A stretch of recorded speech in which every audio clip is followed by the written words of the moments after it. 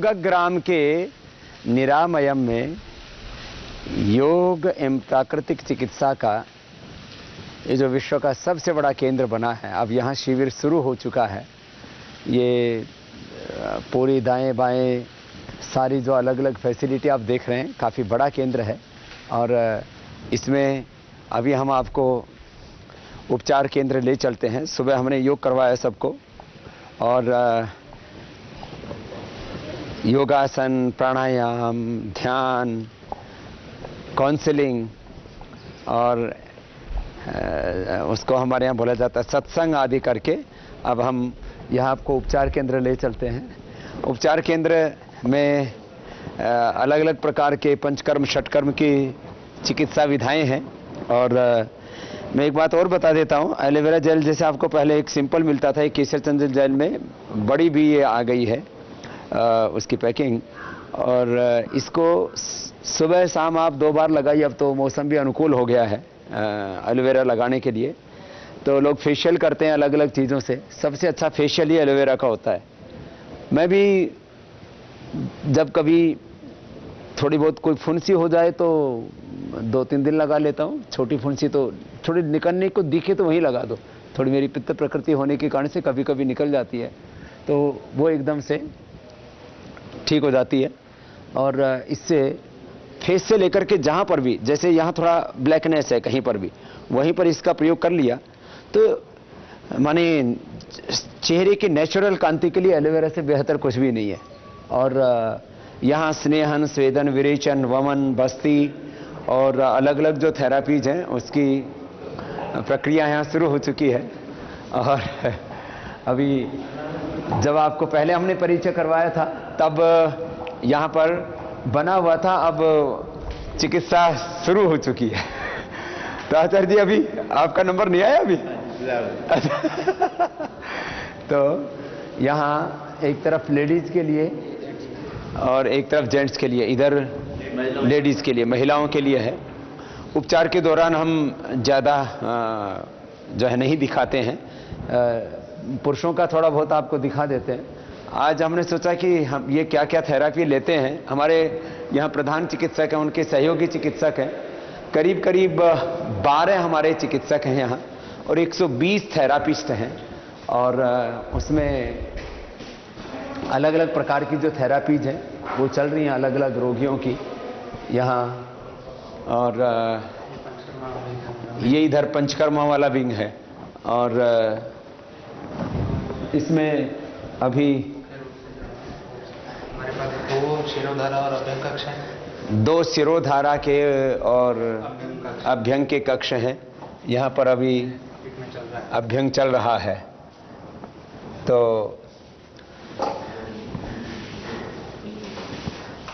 जो है 2-2 थेरापिस्ट एक साथ लग जाते हैं तो उससे जल्दी कार्य हो जाता है। ये वाष्पस्वेद के हैं, इधर भी बैठने वाला वाष्पस्वेद है। ये वाष्पस्वेद बैठने वाला है, वो लेटने वाला है। वाष्प लेकर के तो अच्छा लग रहा होगा जड़ी बूटियों की। बहुत बढ़िया, बहुत उत्तम। कहाँ से हो? हम लोग गुजरात से हैं।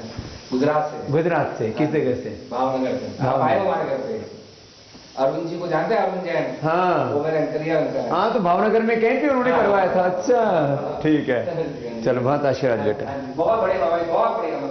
हम लोग 3 दिन उधर रखे, अभी 3 दिन की तरफ। बहुत अच्छा, बहुत आशीर्वाद। तुम्हारा क्या नाम बेटा? अम्बू। अम्बू, कहाँ से हो? केरल से। केरल से, खूब खुश हो। बहुत अच्छा, बढ़िया बाबा जी, बहुत अच्छी। बहुत अच्छा। ये बैठने वाला था। ये इसमें लेट करके वाष्प ले लेते हैं, तो बॉडी की कंडीशन के अकॉर्डिंग जो है उसमें किसी को लेटा करके, किसी को बैठा करके वाष्प देते हैं जड़ी बूटियों से। उसको कुकर में पूरा पकाते हैं उसमें जड़ी बूटियां, और उससे फिर एक उसका जितने लिमिट में चाहे उतनी वाष्प यहाँ छोड़ देते हैं। तो माने प्रकृति के साथ लय बनाते हुए ये उपचार की सारी प्रक्रियाएं हैं। यहाँ वमन, विरेचन, नस्य, क्वाथ उबालने का ये सारा कक्ष है। हमारे जस भाई साहब हमारे गुरु समान भी हैं और पिता समान भी हैं और बड़े भाई भी हैं। मैंने कई रिश्ते इनके साथ है, तो मैंने आज बोला कि आप आए हो तो आप भी थोड़ा लाभ लेके जाओ। तो अभी मैंने कहा कि मैं भी आपके साथ मैं भी लाभ लेता हूँ। मुझे वैसे हुआ ज्यादा पूछ लो आप लो। और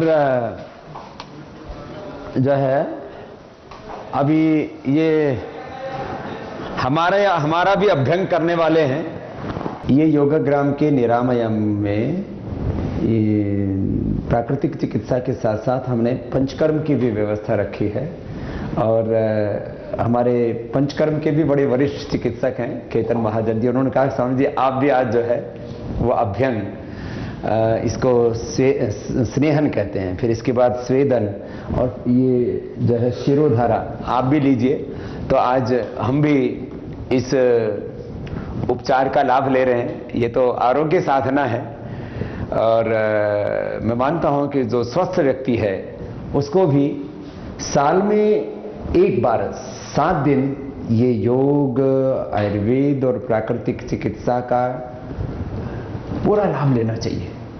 इससे एक नई ऊर्जा हमारे भीतर आ जाती है और रोगों से, बुढ़ापे से, मृत्यु से हमें योग बचाता है, नया जीवन देता है, हमारी प्रोडक्टिविटी, क्रिएटिविटी, डिविनिटी को बढ़ाता है।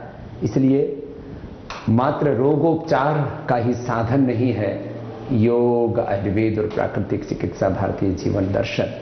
ये आत्मोपचार से लेकर के आत्म साक्षात्कार तक का एक बहुत ही सशक्त साधन है। तो आज आपको जो है थोड़ा ये अभ्यंग अर्थात स्नेहन, स्वेदन और शिरोधारा का भी कैसे आप लाभ लेते हैं उसका प्रत्यक्ष दर्शन कराते हैं। जैसा कि आप अभी देख रहे हैं, परम पूज्य स्वामी जी निरामयम में, जो कि योगग्राम का एक विस्तृत केंद्र है जहां पर योग, आयुर्वेद, पंचकर्मा, षटकर्मा इन सब का चिकित्सीय परामर्श के बाद लोग लाभ उठाते हैं। परम पूज्य स्वामी जी भी आज हमारे यहाँ पे बीच में उपस्थित हैं, जो कि स्नेहन की एक प्रक्रिया जिसको हम आयुर्वेद में अभ्यंग के नाम से जानते हैं। स्नेहन एक ऐसी प्रक्रिया है जिससे कि शरीर का स्नेहन यानी कि स्नेह, जो कि तेल घृत से शरीर का मसाज या शरीर को एक तरह से स्निग्ध करना, वो प्रक्रिया हम करते हैं। स्नेहन मुख्य तौर पे 2 तरह का है, एक तो बाह्य स्नेहन और एक आभ्यंतर स्नेहन। बाह्य स्नेहन जितनी भी प्रकार की वात व्याधियां हमारे यहाँ पे होती हैं उनमें एक मेन लाइन ऑफ ट्रीटमेंट यानी कि मुख्य चिकित्सा के रूप में उसको प्रयोग किया जाता है। जबकि इंटरनल ओलिएशन या आभ्यंतर स्नेहपान मुख्यतः पंचकर्मा में जो वमन विरेचन की प्रक्रियाएं हैं उससे पहले करवाई जाने वाली प्रक्रिया है। तो अभी जो आप देख रहे हैं ये बाह्य स्नेहन में, जिसको हम सर्वांग अभ्यंग की प्रक्रिया बोलते हैं, उसका डेमोन्स्ट्रेशन आपको हम दिखा रहे हैं, जिसका लाभ स्वामी जी ले रहे हैं। बाह्य स्नेहन में जो भी तेल या स्नेह पदार्थ हम यूज करते हैं या जिसका उपयोग किया जाता है उसको गुनगुना करके ही शरीर पे लगाया जाता है। गुनगुना करने की वजह से एक तो स्नेह की जो गुणवत्ता है वो थोड़ी बढ़ जाती है और वात दोष जो शरीर में वृद्ध हुआ होता है उससे भी हम थोड़ा उष्ण गुण से कम कर सकते हैं। तो अभ्यंग, श्रमहर, जराहर, रसायन वाजीकरण इन सब चिकित्साओं के लिए उपयोग में लाया जाता है। अभ्यंग दिनचर्या का एक पार्ट है। पहले तो रोज किया करते थे लोग, पुराने जमाने में स्नान करने से पहले कर लिया करते थे थोड़ा सा। जो तेल लगाने की विधा है, आजकल भी बच्चों में जैसे जो नवजात बच्चे हैं, माताएं उनको रोज तेल लगा के उनकी मालिश करने के बाद स्नान कराती हैं। तो इसी तरह से पूर्व में हमारी दिनचर्या में ये एक प्रक्रिया थी कि स्नान आदि से पहले शरीर का अभ्यंग करना या शरीर का स्नेहन करना। और आजकल हम इसको एक चिकित्सा पद्धति के रूप में भी लेकर गए हैं, क्योंकि लोगों के पास समय कम होने की वजह से और बीमारियां जो आजकल ज़्यादा बढ़ रही हैं, खासकर स्ट्रेस रिलेटेड जितने भी डिसऑर्डर हैं जिसमें वात एक मुख्यतः प्रधान दोष होता है, तो उन सभी को कम करने के लिए ये स्नेहन की प्रक्रिया का उपयोग किया जाता है। संक्षिप्त में मैं थोड़ा सा पंचकर्मा के बारे में आपको बताना चाहूँगा। पंचकर्मा बेसिकली बॉडी प्यूरिफिकेशन या डिटॉक्सिफिकेशन थेरेपी की एक प्रक्रिया है। एक होता है अलग अलग जड़ी बूटियों द्वारा किसी ऑर्गन स्पेसिफिक को प्यूरिफाई करना, लिवर को प्यूरिफाई करना, किडनीज को प्यूरिफाई करना या हार्ट को प्यूरिफाई करना, तो वो एक होती है ऑर्गन स्पेसिफिक डिटॉक्सिफिकेशन। हम पंचकर्मा में एक पूरा बायो प्यूरिफिकेशन करते हैं बॉडी का, जिसमें कि आपके सेल्स में जमे हुए टॉक्सिन्स को भी हम पंचकर्मा की प्रक्रियाओं से शरीर से बाहर निकालते हैं। मुख्यतः पंचकर्मा में 3 मुख्य कर्म, जैसे कि पूर्व कर्म, प्रधान कर्म और पश्चात कर्म, ये सब आते हैं। पूर्व कर्म में शरीर को प्रिपेयर करने के लिए या शरीर को तैयार करने के लिए, शोधन के लिए हम जो प्रक्रियाएं करते हैं वो पूर्व कर्म में आती हैं, जिसमें कि मुख्यतः दीपन पाचन और स्नेहन स्वेदन। दीपन पाचन ज़्यादातर जो औषधियाँ अग्नि को बढ़ाने के लिए और शरीर के पाचन तंत्र को ठीक करने के लिए जो औषधियों का प्रयोग किया जाता है, जैसे कि चित्रकादि वटी है, पंचकुल चूर्ण है, अजमोदादि चूर्ण है, तो इन सब औषधियों का प्रयोग करके जो हम अग्नि की वृद्धि करते हैं, तो वो सब आती हैं आपकी दीपन पाचन प्रक्रिया में। उसके बाद है स्नेहन स्वेदन की प्रक्रिया। स्नेहन स्वेदन में आभ्यंतर स्नेह और बाह्य स्नेह। आभ्यंतर स्नेह जो कि हम इंटरनल ओलिएशन करते हैं, घृत या तेल का पान करके शरीर के अंगों का स्नेहन करना, और बाह्य स्नेह जो कि प्रक्रियाएं हैं शरीर के ऊपर तेल लगाने की या स्नेह लगाने की, जिसमें कि अभ्यंग, कटिबस्ती, शिरोधारा, ये सब प्रक्रियाएं आपकी बाह्य स्नेहन में आती हैं। इसके बाद स्वेदन की इसमें आजकल क्या हो रहा है, शिशुओं के जो बनाए जा रहे शिशु केयर के नाम पर, जो मतलब हमने तो शिशु केयर का अपना ब्रांड रखा है, क्या कहते हैं उनको अंग्रेजी में, बच्चों के चाइल्ड केयर के लिए जो है, और जो पीडियाट्रिक पेशेंट्स खासकर आजकल नवजात शिशु जो हैं, बेबी केयर के नाम पर बन रहे हैं मसाज के लिए, उनमें ज्यादातर में मिनरल ऑयल डालते हैं, जबकि मिनरल ऑयल जो है उसको मसाज करने से कैंसर हो सकता है। और इसीलिए आपने देखा होगा जॉनसन एंड जॉनसन की बहुत सी जगह पर उसके ऊपर हजारों करोड़ रुपए के जुर्माने लग रहे हैं और उसको बैन कर रहे हैं लोग, पूरी वर्ल्ड के अंदर गवर्नमेंट ही बैन कर रही है। ये तेल भी औषधीय तेल होता है, इसमें कोई मिनरल ऑयल नाम का, मिनरल ऑयल में कोई मिनरल नहीं होते हैं, वो LNP एक पैराफिन माने पेट्रोलियम प्रोडक्ट होता है जो त्वचा के अंदर आसानी से चला जाता है। तो लोगों को ऐसा लगता है कि जो त्वचा में आसानी से चला गया वो तेल अच्छा है। वो तेल अच्छा नहीं, वो तो पूरा विष है। इसमें भी वैसे तेल का तेल हम डालते हैं जो बहुत आसानी से त्वचा में चला जाता है, और अलग अलग रोगों में अलग अलग प्रकार के तेल के तो ये अभ्यंग के लिए और जितने भी प्रकार के अलग अलग रोगों के हिसाब से अलग अलग तेलों का या स्नेह का प्रयोग किया जाता है। मुख्य तौर पे तिल तेल या नारियल तेल के साथ भी जड़ी बूटियों को सिद्ध करके तेल जो बनाए जाते हैं, उनको हम अलग अलग बीमारियों के हिसाब से इसमें यूज करते हैं। तेल सब तो तिल से ही बना है। तिल का तेल आयुर्वेद में सर्वश्रेष्ठ माना गया है अभ्यंग के लिए। तिलस्य तेलम उसको बोला है, तो इसलिए तिल का तेल जो है सर्वश्रेष्ठ कहा गया है। जो तिल के अंदर होता है या तिल से जो पैदा हो गया, उसी को तिल तेल। तिल से जो है वो घैंट प्रत्यय करके तैल शब्द हो गया है। तो जो हम स्नेहन की प्रक्रियाएं करते हैं, उसके बाद स्वेदन की जो प्रक्रियाएं होती हैं, वो भी कोई साधारण स्वेदन नहीं है, वो भी जड़ी बूटियों के साथ सिद्ध की हुई जो भाष्प है उसका स्वेदन किया जाता है। मुख्य तौर पे इसमें दशमूल और एरंडमूल के पत्ते या दशमूल की जो क्वाथ है उसको हम पका के जो भाष्प उत्पन्न करते हैं, उसका स्नेह हम रोगियों को या स्वस्थ व्यक्तियों को देते हैं। अब ये तो हैं पूर्व कर्म की प्रक्रियाएं। इसके बाद आती हैं प्रधान कर्म, जो कि मुख्य तौर पे 5 तरह के हमारे आचार्य जी ने बताए हैं, जो कि हैं वमन, विरेचन, बस्ती, नस्य और रक्त मोक्षण। वमन में संक्षिप्त में आपको बताऊं, जो कि हम एक तरह से षट कर्म में कुंजल क्रिया करवाते हैं, उसी का एक एडवांस्ड फॉर्म है, जिसमें कि हम दोष, जो उत्कृष्ट दोष है हमारी शरीर में, मुख्य तौर से कफ दोष जो है, उसको हम ऊर्ध्व भाग से शरीर से बाहर निकालते हैं उल्टी करवा के। दूसरा है विरेचन, जिसको हम अधो भाग से या गुद द्वार से जो हम दोषों को निर्हरण करवाते हैं विरेचन औषधियाँ देके, मुख्य तौर से जिसका हम उपयोग पित्त रोग प्रधान रोगों में उपयुक्त करते हैं। तीसरा है बस्ती। बस्ती में 2 प्रकार की बस्ती हम मानते हैं, अनुवासन बस्ती और निरू बस्ती या आस्थापन बस्ती। एक तो तेल के साथ दी गई बस्ती और दूसरी जो है क्वाथ के साथ साधित की हुई या क्षीरपाक वगैरह के साथ साधित की हुई बस्तियां, जिनका भी अलग अलग बीमारियों के हिसाब से अलग अलग उपयोग है, उनको हम यूज करते हैं मुख्य तौर पे वात प्रधान दोषित बीमारियों के लिए। इसके बाद आता है आपका नस्य। तो ऊर्ध्वजत्रु रोगों में या ऊर्ध्वजत्रु में जितने गले के ऊपर जितने भी आपके रोग होते हैं या उत्कृष्ट दोष आपके ऊर्ध्वजत्रु में स्थित हैं, तो उनको बाहर निकालने के लिए एक नस्य की प्रक्रिया होती है, जिसमें मेडिकेटेड दवाइयाँ आपके दोनों नासिकाओं में डाल के उन दोषों को नाक से ही या मुंह से बाहर निकाला जाता है।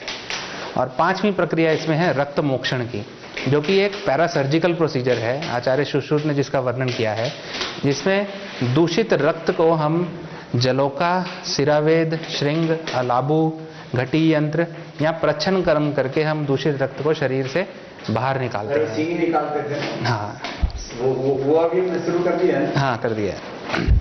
तो आजकल कुछ मॉडिफाइड इंस्ट्रूमेंट्स भी हम उसको यूज करके, सिरिंज को यूज करके हम उसको दूषित रक्त को शरीर से बाहर निकालते हैं।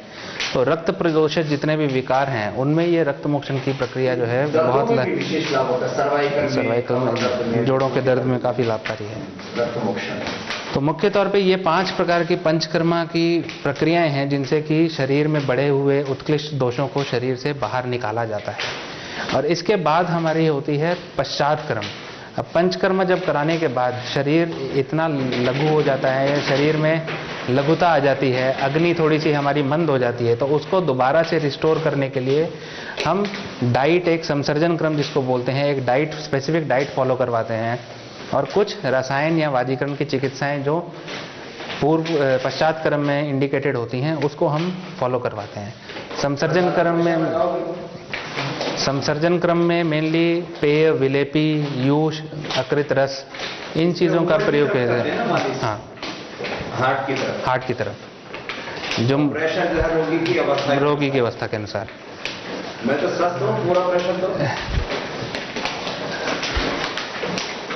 पसीना आ जाता है करने वाले दोनों को ही।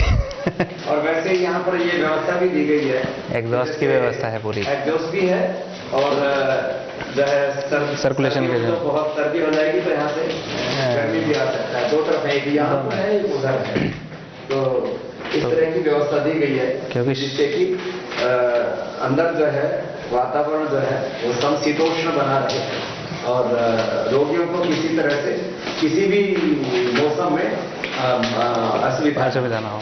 तो आप पश्चात कर्म बता रहे हैं। अब पश्चात क्रम में मैं जो बता रहा था, डाइट जो हम मेनली पेय, विलेपी, जो कि खाद्य पदार्थ या चावल का मांड जिसको हम बोलते हैं एक तरह से, तो पेय का प्रयोग हम करते हैं क्योंकि अग्नि हमारी जो है मंद हो जाती है शोधन की प्रक्रियाओं के बाद।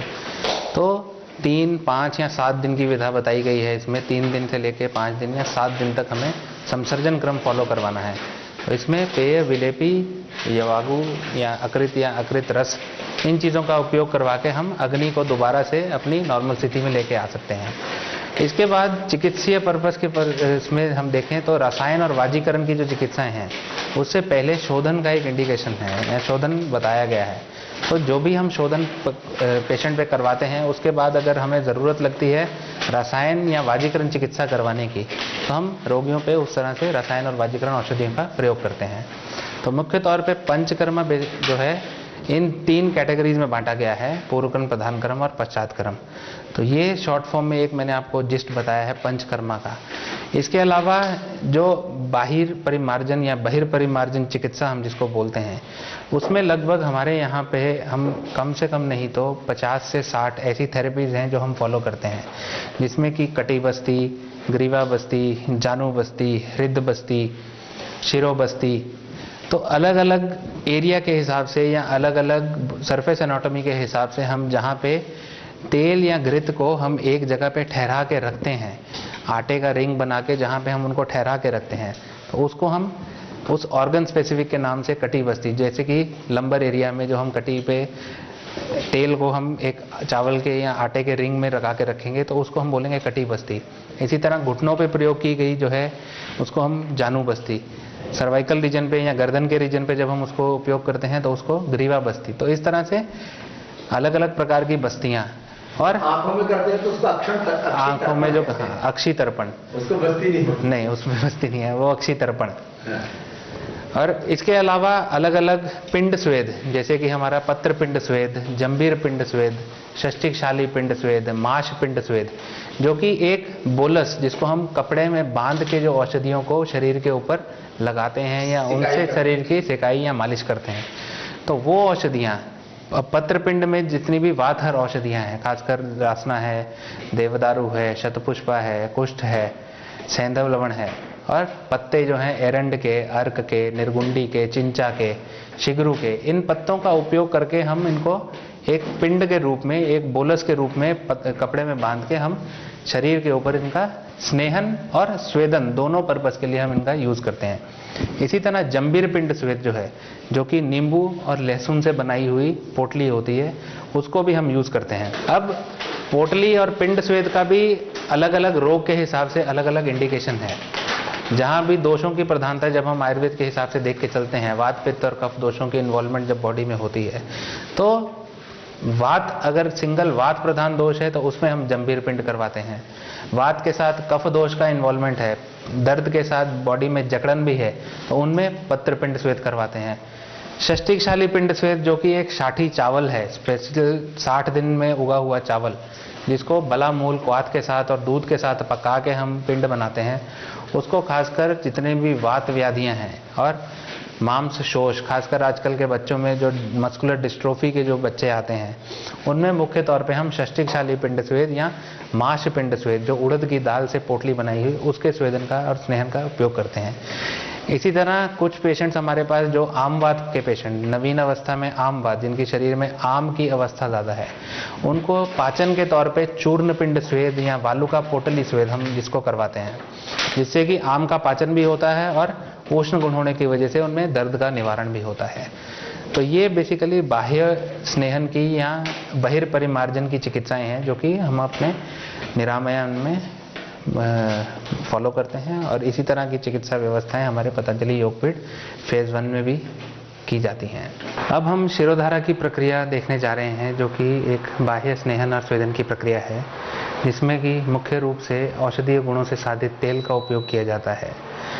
3 से 4 लीटर तेल मस्तिष्क पे एक सर्टेन रिदम के साथ आपके उसको गुनगुना करके गर्म किया जा रहा है, थोड़ा सा उसको ऐसे, क्योंकि मुझे तो कोई व्याधि नहीं है इसलिए ये बादाम तेल से कर रहे हैं, अन्यथा बलादी तेल है और कौन सी तेल? बला तेल, शीर बला तेल, महामाश तेल, ब्राह्मी तेल, अलग अलग प्रकार की व्याधियों के हिसाब से अलग अलग प्रकार के शिरोधारा कराने के लिए इनको बोला कि इससे कर लीजिए।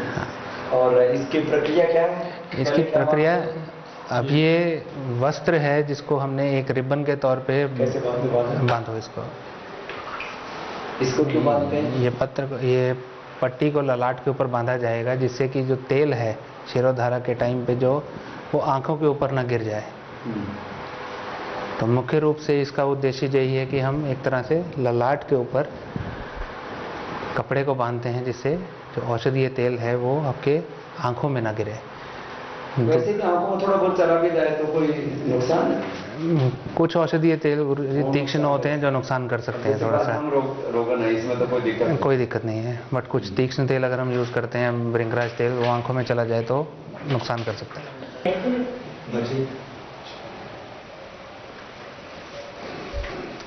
तो इस प्रक्रिया में रोगी को हम एक तरह से टेबल पे सुपाइन लिटा के जो मस्तिष्क या हेड की पोजीशनिंग है उसको रोगी के अनुसार एडजस्ट किया जाता है।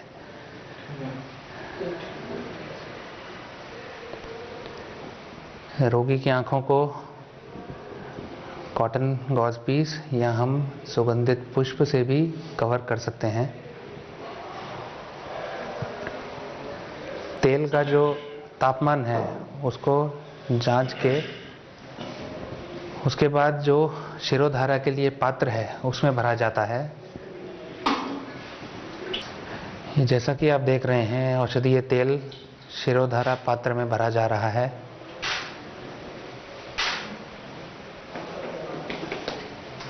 ये भरने के बाद 4 अंगुल की हाइट से इसको रोगी के ललाट पे गिराया जाएगा। स्वस्थ व्यक्ति भी ले सकता है। स्वस्थ और रोगी व्यक्ति दोनों ही इस चीज़ का अनुभव ले सकते हैं और लाभ ले सकते हैं।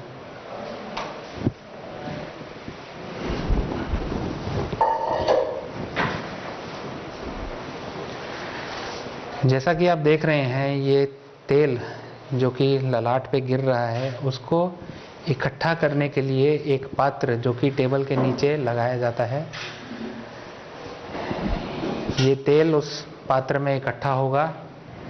उस पात्र में इकट्ठा होने के बाद वो तेल को दोबारा से एक स्पेसिफिक टेम्परेचर जो कि 38 से 40 डिग्रीज तक या 42 डिग्रीज तक का होता है, उस पर हम लेके आते हैं और उस तेल को पुनः इस पात्र में भर के टेम्परेचर मेंटेन किया जाता है।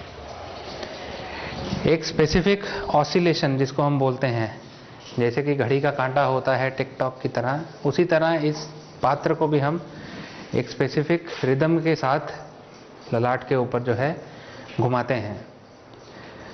शिरोधारा एक ऐसी प्रक्रिया है जिसमें कि प्रोसीजर, जो शिरोधारा का प्रोसीजर है उसका औषधीय गुण से साधित तेल का और जो एक प्रेशर से ऑयल जो हमारे ललाट पे गिर रहा है, इन तीनों का कॉम्बिनेशन होके हमारे ब्रेन के ऊपर या हमारे मस्तिष्क के ऊपर इसका प्रभाव पड़ता है।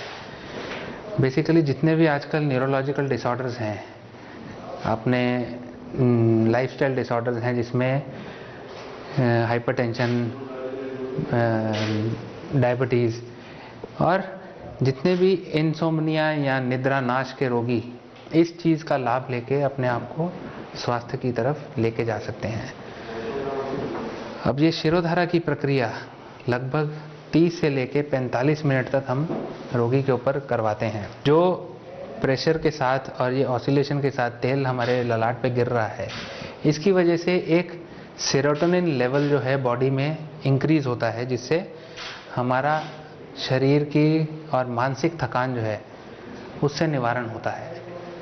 और जितने भी हमारे यहाँ पे रोगियों पे हमने अनुभव किया है निद्रा नाश के या न्यूरोलॉजिकल डिसऑर्डर्स के, खासकर पक्षाघात या ब्रेन से रिलेटेड और भी डिसऑर्डर्स हैं जिसमें कि कभी कभी ब्रेन में क्लॉट बन जाता है, तो ऐसी बीमारियों में हम शिरोधारा का मुख्य तौर पे प्रयोग करते हैं। इसके लिए अलग अलग औषधियों से साधित तेल और कई बार अलग अलग औषधियों से साधित क्वाथ, इसका भी उपयोग किया जाता है। कुछ रोगियों में हम तक्र का प्रयोग भी करते हैं। हमने मुख्य तौर पर देखा है कि सोरियासिस के पेशेंट, जो कि एक चर्म रोग है, उसके रोगियों में और डायबिटीज़ के पेशेंट में शिरोधारा अगर हम तक्र से करवाते हैं, तक्र भी औषधीय साधित तक्र जिसमें कि मुस्ता और आमलकी का प्रयोग किया जाता है, उससे साधित तक्र को जब हम तक्र धारा में उपयोग करते हैं तो इसका बहुत ही अच्छा लाभ होता है।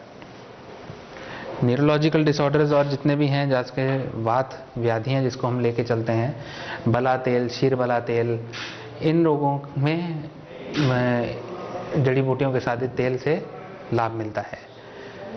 कुछ रोग ऐसे हैं जिनमें केश की व्याधियाँ, जिनको हम खालित्य पालित्य या शिरो रोग की व्याधियों को लेके चलते हैं, तो उनमें हम ब्राह्मी तेल या हमारा भृंगराज तेल, इसको उपयोग में लाके हम इन व्याधियों के ऊपर भी अच्छा अनुभव ले सकते हैं और अच्छा लाभ ले सकते हैं। तो ये प्रक्रिया जो है 30 से लेके 45 मिनट तक हम इसको फॉलो करेंगे और इसके बाद कुछ सावधानियां जो हमें लेनी होती हैं। अब शिरोधारा करवाने के बाद एक तो निर्वात स्थान, जैसे कि डायरेक्ट एयर में या डायरेक्ट वात में हमें नहीं जाना है। दूसरा, धूप में हमें बहुत देर तक नहीं निकलना है या धूप में नहीं बैठना है। उसके अलावा कानों को हमें रुई से बंद करके रखना है। इसके अलावा सर को हमें ढक के रखना है। सर के ऊपर डायरेक्ट हवा का कांटेक्ट या तेज़ हवा का कांटेक्ट नहीं होना चाहिए।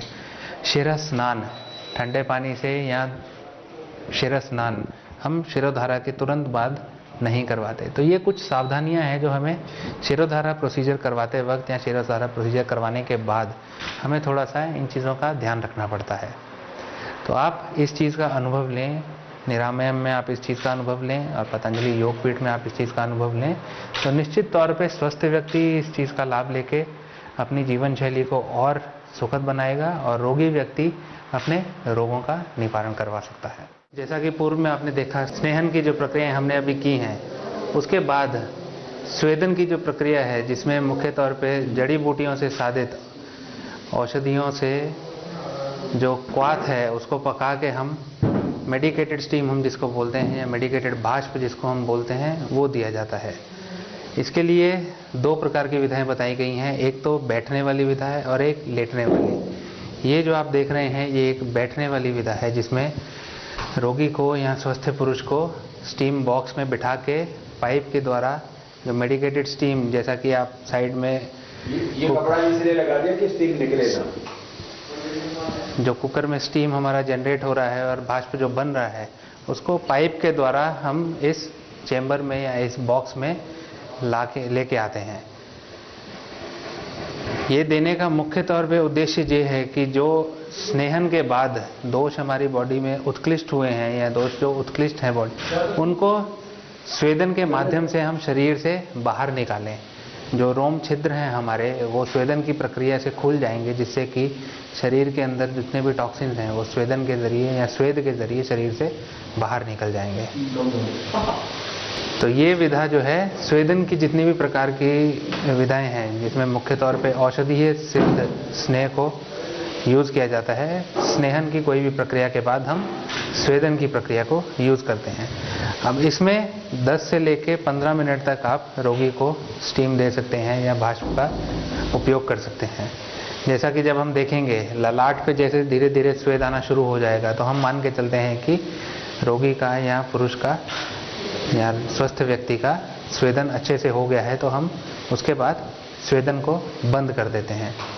कुछ सावधानियां इसमें भी बरतनी जाती हैं, जैसे कि स्वेदन जब हम किसी व्यक्ति को करवाते हैं तो उससे पहले हम आमतौर पे 1 गिलास पानी, गुनगुना पानी थोड़ा सा रोगी को हम यहाँ देते हैं, जिससे कि जो स्वेद बाहर निकल रहा है उसकी वजह से कोई इलेक्ट्रोलाइट इम्बैलेंस ना हो, तो पेशेंट अनकॉन्शियस ना हो या पेशेंट को कमजोरी ना आए, तो हम 1 गिलास जल का उसका बैलेंस बनाने के लिए हम जल पीने के लिए रोगी को देते हैं। दूसरा, जो लेटने वाला स्टीम चेंबर होता है, उसमें हम मुख्य तौर पे पेशेंट का हृदय और जो गुप्तांग है उसको ठंडे वस्त्र से हम कवर करके रखते हैं, क्योंकि आयुर्वेद में जो है स्वेदन का निषेध सर, हृदय और गुप्तांग में इसका निषेध बताया गया है।